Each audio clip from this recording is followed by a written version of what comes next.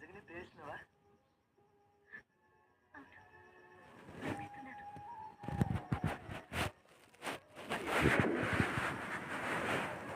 నన్ను ప్రేమిస్తూ ఇంకోళ్ళతో పెళ్లి, ఈ పెళ్లి నీకు ఇష్టం లేకుండా జరుగుతుంది కదా? మరి ఎందుకు చేసుకుంటున్నావు? మరి నాన్నకి మన ప్రేమిస్తానని చెప్పలేదా? లేదు, నేను ప్రేమిస్తున్న విషయం చెప్పేలోగానే నా పెళ్లి ఫిక్స్ అయిపోయింది. సంధ్య, నిన్ను వదిలి నేను ఉండలేను. నువ్వు నాకు కావాలి. నువ్వన్నట్లే మనం పెళ్లి చేసేసుకుందాం. సారీ కిరణ్, మన పెళ్లి ఇక జరగని పని. ఏ ఇంతవరకు వచ్చాక మా నాన్నతో ఎలా చెప్పగలను?